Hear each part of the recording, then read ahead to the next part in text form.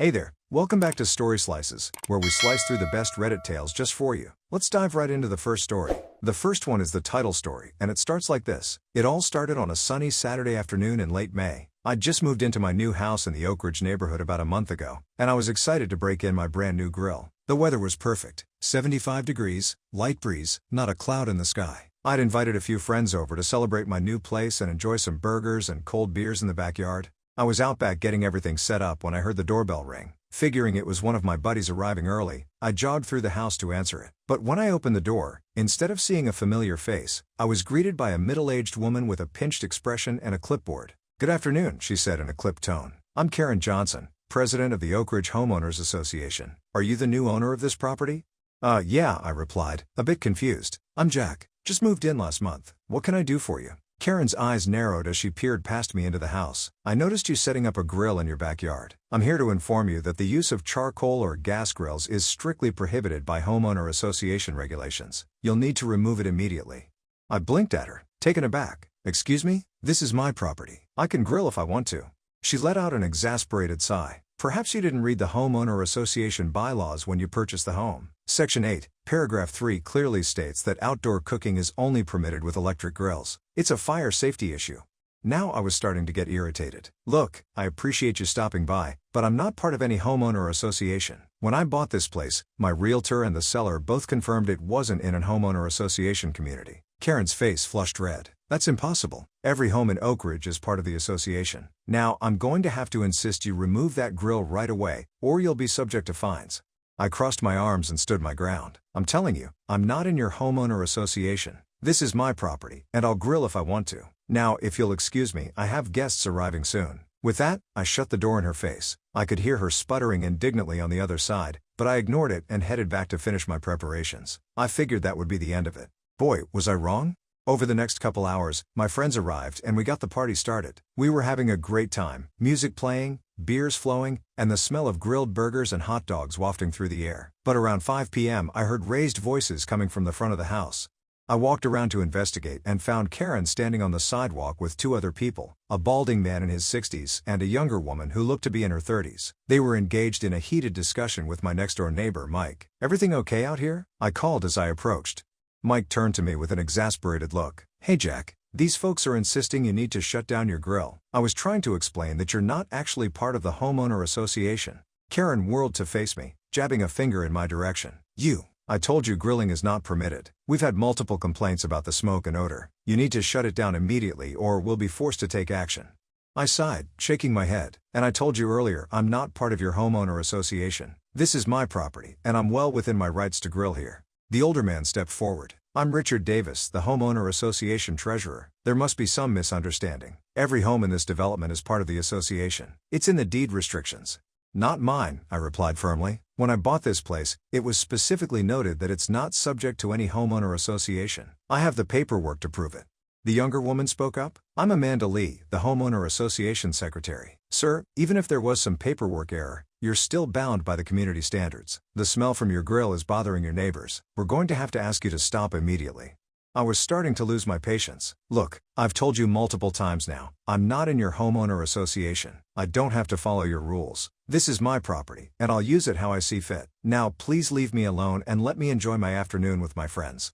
Karen's face was beet red at this point. "This is unacceptable. We'll be contacting our attorney about this. You can expect to hear from us soon." With that, the three of them stormed off down the sidewalk. I turned to Mike with a bewildered expression. "What the hell was that all about?" I asked. Mike shook his head. "Man, I'm sorry about that. The homeowner association around here can be pretty intense, but they're right that most of the neighborhood is part of it. Your place is one of the only exceptions." "How's that work?" I wondered. "From what I understand, your lot and a couple others were originally outside the development boundaries," Mike explained. "When they expanded the neighborhood later, those properties were never officially incorporated into the homeowner association. It's been a sore spot for years." I groaned. "Great. Sounds like I've stepped into a hornet's nest without even realizing it." Mike clapped me on the shoulder. "Don't sweat it too much. They'll probably huff and puff for a while, but there's not much they can actually do. Want me to come over and grab a burger? Smells great." I grinned. "Sure thing, neighbor. The more the merrier." We headed back to my yard, but as I walked I couldn't shake a nagging feeling that this wasn't over. Not by a long shot. I tried to put the incident out of my mind and enjoy the rest of the afternoon with my friends. But over the next couple weeks, it became clear the homeowner association wasn't going to let this go easily. First came the letters, official-looking documents full of legalese, demanding that I cease and desist all prohibited activities and threatening fines and legal action if I didn't comply. I ignored them all. Then they started sending people to take pictures whenever I used the grill, which was creepy as hell. I'd be out back flipping burgers and suddenly notice someone standing on the sidewalk with a camera pointed at my yard. After about the third time that happened, I'd had enough. I stormed out front to confront the guy. "Hey," I shouted. "What the hell do you think you're doing?" The man, a weaselly-looking guy in his 40s, jumped like he'd been caught with his hand in the cookie jar. "I'm just documenting violations for the homeowner association," he stammered. I got right up in his face. "This is harassment, pal. I'm not in your damn homeowner association. Take one more picture of my property and I'm calling the cops. Got it?" He scurried off without another word, but it still left me fuming. This was getting out of hand. The next day, I decided to take matters into my own hands. I dug out all the paperwork from when I bought the house and headed down to the county records office. I wanted to get to the bottom of this homeowner association situation once and for all. After a couple hours poring over property records and plat maps, I finally had the full story. Just as Mike had said, my lot had originally been outside the Oak Ridge development. When they expanded years later, a few properties including mine were never legally incorporated into the homeowner association. Armed with copies of all the relevant documents, I decided to pay a visit to the Homeowner Association Board. Their website listed an address for their office in a little strip mall near the neighborhood entrance. When I walked in, I found Karen and Amanda huddled around a computer. They looked up in surprise as I entered. "What are you doing here?" Karen demanded, her voice dripping with disdain. I slapped the stack of papers down on the desk. "I'm here to settle this once and for all. I've got proof that my property is not part of your homeowner association and never has been. Here are the original plat maps and property records to prove it." Amanda leafed through the documents, her brow furrowed. This can't be right. Every home in Oak Ridge is supposed to be part of the association." "Well, mine isn't," I said firmly. "So I'll thank you to stop harassing me about grilling or any other so-called violations. I'm not subject to your rules." Karen's face had turned an alarming shade of purple. "Now you listen here," she sputtered. "I don't care what those papers say. We are a unified community with standards to uphold. You can't just do whatever you want." I leaned in close, my voice low and dangerous. "Actually, I can. On my property, I absolutely can. And if you don't back off and leave me alone, my next stop is going to be the police station to file a harassment complaint. Are we clear?" Amanda put a hand on Karen's arm. "He's right, Karen. Legally, we don't have any authority over his property. We should just let this go." Karen looked like she wanted to argue further, but finally deflated. "Fine," she spat. "Do what you want, but don't expect to be welcomed as part of this community." I snorted. "Lady, if this is how you treat people, I want no part of your community anyway." With that, I turned and walked out, feeling like a weight had been lifted off my shoulders. I'd stood my ground and won, or so I thought. The next few weeks were blissfully quiet. No more letters, no more creeps with cameras. I grilled to my heart's content without any interference. I started to think maybe the whole ordeal was behind me. Then came the 4th of July. I'd invited a bunch of friends and coworkers over for a big barbecue to celebrate the holiday. We had the grill going full blast, music playing, kids running around with sparklers, the works. It was shaping up to be an awesome party. But around 7 p.m., I heard a commotion out front. I went to check it out and found a police cruiser parked in my driveway. Karen was standing there talking to an officer, gesturing animatedly towards my backyard. My blood began to boil. I stormed over, ready to give Karen a piece of my mind. But before I could say anything, the officer turned to me. "Sir, are you the homeowner?" he asked. "Yes, I am," I replied. "What seems to be the problem, officer?" He glanced down at his notepad. "We received a complaint about excessive noise and illegal burning on the property. Mind if I take a look around back?" I bit back a curse. "Of course, follow me." As we walked around the house, I could feel Karen's smug gaze boring into my back. I led the officer into the backyard, where my friends all looked up in surprise at the unexpected visitor. The cop did a quick survey of the scene, the grill, the music, the kids playing. Then he turned back to me with an apologetic smile.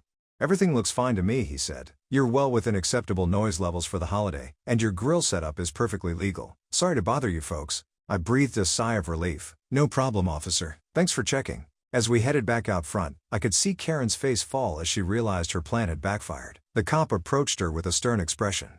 "Ma'am, I'd advise you to think carefully before calling in false complaints," he said. "It's a waste of police resources and you could be cited for it. Have a good evening." With that, he got in his cruiser and drove off. I turned to Karen, struggling to contain my anger. "Are you happy now?" I growled. "You called the cops on a family barbecue? What the hell is wrong with you?" She drew herself up, trying to maintain her dignity. "I was simply reporting a potential violation." I cut her off. "No, You are being a spiteful, petty tyrant because you can't stand that I won't bow to your made-up authority. Enough is enough. You pull one more stunt like this and I'm getting a restraining order. Stay the hell away from me and my property. Got it?" Without waiting for a response, I turned and walked away. I was shaking with rage as I rejoined my party, but I plastered on a smile and tried not to let it ruin the evening. Later that night, after all the guests had gone home, I sat on my back porch nursing a beer and mulling over the situation. I was tired of being on the defensive, always waiting for the next attack. It was time to go on the offensive. The next morning, I called my lawyer. "Hey Steve, it's Jack," I said when he picked up. "Remember that homeowner association situation I mentioned a while back? Well, it's gotten worse. I need your help." I laid out everything that had happened, the harassment, the false police report, all of it. Steve listened intently, occasionally asking for clarification on certain points. "All right," he said when I'd finished, "they're definitely overstepping their bounds here. I think we've got a solid case for harassment and possibly defamation. Let me do some research and I'll draw up a cease and desist letter to start with. If that doesn't work, we can look at filing a civil suit." "Sounds good," I replied. "Whatever it takes to get these people off my back." Steve was as good as his word. Within a few days, he'd prepared a strongly worded legal notice for the Homeowner Association Board. It outlined all of their harassing behavior, emphasized that I was not subject to their authority, and demanded they cease all contact with me immediately or face legal consequences. I hand-delivered copies to Karen, Richard, and Amanda myself. The looks on their faces as they read the letter were priceless. For a blessed few weeks after that, things were quiet. No letters, no complaints, no creepy people taking pictures. I started to hope that maybe, finally, it was over. But Karen, it seemed, had one last card to play. It was a Saturday morning in late August. I was out front mowing the lawn when a car I didn't recognize pulled into my driveway. A man in a suit got out and approached me. "Jack Thompson?" he asked. I nodded warily. "That's me. What can I do for you?" He handed me a thick envelope. "You've been served. This is a civil complaint filed by the Oak Ridge Homeowners Association. You have 30 days to respond. Have a nice day." Before I could even react, he was back in his car and driving away. I stood there in shock, the envelope feeling like it weighed 1,000 pounds in my hand. With trembling fingers, I tore it open and began to read. The Homeowner Association was suing me for willful and repeated violations of community standards. They were seeking an injunction to force me to comply with their rules, plus damages for harm to community cohesion and property values. I couldn't believe it. They were actually trying to sue me into submission. I immediately called Steve and filled him in on this latest development. He was as incredulous as I was. "This is insane," he said. "They have absolutely no legal standing here. Don't worry, we'll file a motion to dismiss and countersue for harassment. They'll be sorry they ever started this." Over the next few months, it felt like my life was consumed by the lawsuit. There were depositions, document reviews, endless meetings with Steve. The Homeowner Association's lawyer tried to argue that because I benefited from some shared services like road maintenance, I should be considered a de facto member of the association. Steve systematically demolished that argument with property records and legal precedents. Finally, after what felt like an eternity, we had our day in court. The judge, a no-nonsense older woman named Patricia Hendricks, didn't take long to reach a decision. "Let me be absolutely clear," she said, peering sternly at the Homeowner Association's lawyer. "The plaintiff has no authority whatsoever over the defendant's property. This lawsuit is entirely without merit and frankly, I'm shocked it was ever filed. The complaint is dismissed with prejudice." She turned to Steve. "Counsel, I understand you filed a countersuit for harassment?" Steve stood. "Yes, Your Honor. Given the repeated and egregious nature of the Homeowner Association's actions, we're seeking damages and a permanent injunction barring them from any further contact with my client." Judge Hendricks nodded. "Based on the evidence presented, I'm inclined to grant that request. The Homeowner Association and its representatives are hereby permanently enjoined from contacting Mr. Thompson or entering his property without his express permission. Furthermore, I'm awarding Mr. Thompson $50,000 in damages for the harassment he's endured. This court is adjourned." She banged her gavel, and just like that, it was over. I sat there in stunned disbelief as Steve clapped me on the shoulder. "We did it, Jack," he grinned. "They won't be bothering you anymore." I turned to look at Karen, Richard, and Amanda. Their faces were a mix of shock, anger, and defeat. As our eyes met, I couldn't help but give them a little wave and a smile. Petty? Maybe. But after everything they'd put me through, it felt damn good. Outside the courthouse, I took a deep breath of fresh air. For the first time in months, I felt like a weight had been lifted off my shoulders. "So what now?" I asked Steve as we walked to our cars. He shrugged. "Now you go home and enjoy your property however you see fit. Grill every day if you want. They can't touch you." I laughed. I think I will. "Hey, want to come over this weekend for a barbecue? I feel like celebrating." Steve grinned. "Wouldn't miss it for the world." True to my word, that weekend I threw the biggest, loudest barbecue my yard had ever seen. I invited everyone I knew. Friends, family, Co-workers, neighbors, the cool ones anyway. The smell of grilled meat and the sound of laughter filled the air all day long.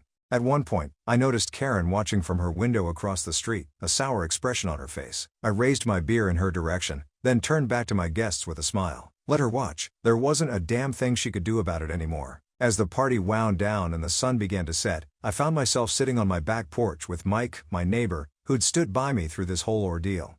"I gotta hand it to you, Jack," he said, taking a sip of his beer. "You really stood your ground? Not many people would have fought back like that." I shrugged. Honestly, there were times I thought about just giving in. It would have been easier. But this is my home, you know? I couldn't let them push me around in my own backyard. Mike nodded. "Well, I'm glad you didn't. Between you and me, a lot of folks around here are sick of the homeowner association's bullying. You standing up to them, it's given people hope that things might change." I raised an eyebrow. "Oh yeah?" "Yeah," Mike grinned. "There's talk of voting out the entire board at the next meeting. Karen and her cronies might be out of a job soon." I couldn't help but laugh. Now that's something I'd like to see. We clinked our beers together and sat back, watching the last rays of sunlight fade from the sky. The aroma of barbecue still hung in the air, a smell that now felt like victory. Over the next few weeks, life settled into a new normal. True to the judge's order, the homeowner association left me completely alone. No more letters, no more complaints, no more creepy photographers. I grilled whenever I felt like it without a second thought. But the ripple effects of my stand against the homeowner association spread throughout the neighborhood. Mike had been right. People were fed up with the overbearing rules and aggressive enforcement. At the next homeowner association meeting, there was a massive turnout of homeowners calling for change. Karen, Richard, and Amanda were all voted out of their positions. In their place, a new board was elected on a platform of more reasonable rules and less intrusive enforcement. Mike even won a seat as the new treasurer. The irony wasn't lost on me. By trying to force me to comply with their rules, the old homeowner association board had ended up losing all their power. Their heavy-handed tactics had backfired spectacularly. One crisp fall evening, about a month after the new board took over, I was out back grilling some steaks when I heard a knock at my front door. I wiped my hands and went to answer it, wondering who it could be. To my surprise, I found Karen standing on my porch looking uncomfortable. "Karen," I said cautiously, "what can I do for you?" She cleared her throat. I came to apologize. My behavior towards you was inexcusable. I let my position go to my head and I treated you terribly. I'm truly sorry." I was taken aback. This was the last thing I'd expected. "I appreciate that, Karen. Thank you." She nodded, then hesitated before continuing. "There's something else. The new board? They're planning a neighborhood barbecue next weekend to try and bring the community together. They asked me to invite you personally. I understand if you don't want to come, but we'd really like you to be there." I stood there for a moment, weighing my options. Part of me wanted to tell her to take a hike. After everything that had happened, did I really want to socialize with these people? But then I thought about what Mike had said, about how my stand had given people hope for change. Maybe this was a chance to be part of that change. I smiled. "You know what? I'd love to come. And hey, if you need someone to man the grill, I might know a guy." Karen's face lit up with relief. "Really? That would be wonderful. Thank you, Jack." As she turned to leave, I called after her. "Hey Karen, water under the bridge all right?" She gave me a grateful nod and headed home. I went back to my grill, shaking my head in amazement at how things had turned out. The neighborhood barbecue the following weekend was a rousing success. I brought my grill and spent most of the day flipping burgers and hot dogs for my neighbors. People kept coming up to thank me for standing up to the old board, telling me how things had improved since the change in leadership. As I looked around at all the smiling faces and heard the sound of laughter and friendly conversation, I couldn't help but feel proud. By fighting for my right to grill in my own backyard, I'd inadvertently helped bring about positive change for the entire community. It just goes to show, sometimes standing up for what's right can have consequences you never expected. And sometimes, those consequences can be pretty damn great. These days, I still grill whenever I want, but now, instead of angry neighbors and harassment, I'm more likely to get a friendly wave or an invitation to share a beer. It's amazing how things can change when people come together and treat each other with respect. As for me, well, I've developed quite a reputation as the neighborhood grill master. And every time I fire up those burners I smile to myself, remembering the battle it took to get here. It wasn't easy, but man, was it worth it? So here's to good food, good neighbors, and the right to enjoy both in your own backyard. May your coals always be hot and your beer always cold. Cheers! Are you hungry for more slices of stories? Don't forget to subscribe and hit the bell to never miss out on any videos. See you tomorrow at Story Slices.